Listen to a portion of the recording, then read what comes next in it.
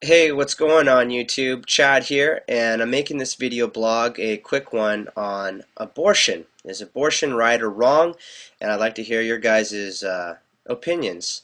To share with you what spiked my interest in making a video blog on this was an article that I came across where the Abortion Federation spokesperson, Catherine Colbert, she says some very revealing things that just blew my mind. I couldn't believe what I was reading. In the article, she urges members to avoid the facts and instead sidetrack the conversation to emotional stories.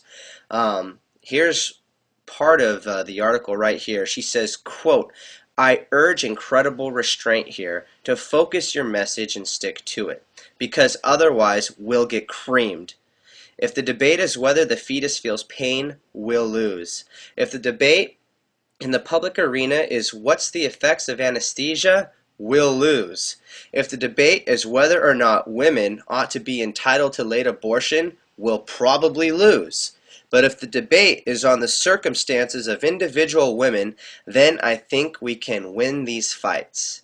This is so revealing that she actually appeals to emotional stories, debate on that level, and get away from the facts.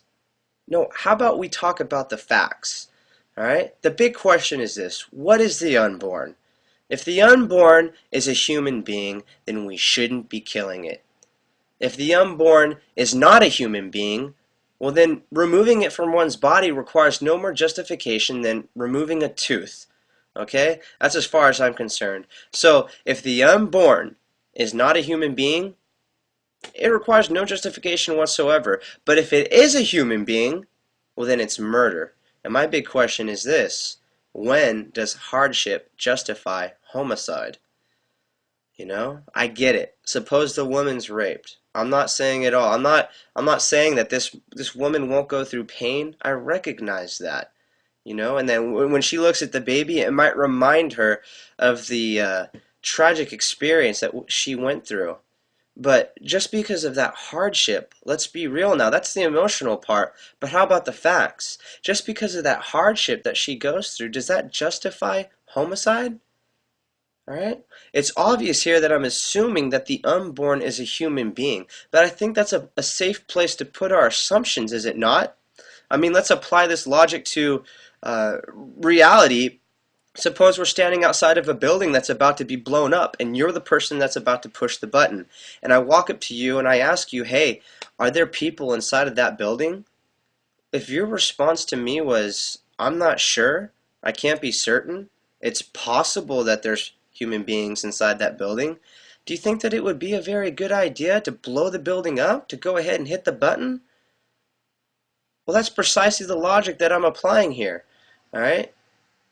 I think that it's wrong to assume that the unborn is not a human being. That's making an assumption that there are no human beings inside of the building. So that's the safe place. It's the default position as far as I'm concerned. So I'd like to hear your guys' opinions on this. And one other thing I'm actually interested in is, are there any atheists out there that are pro-life? I'd like to find that out. So are there any atheists out there that are pro-life? What do you guys think about this quote by Catherine Colbert where she decides to avoid the facts and just jump to emotion? And what are your guys' views on abortion? Just go ahead, have at it. I'm going to open up the video responses and the comments to anyone. I hope this message finds you guys well. Take care. Hope you guys are having a good Christmas break and New Year's. God bless.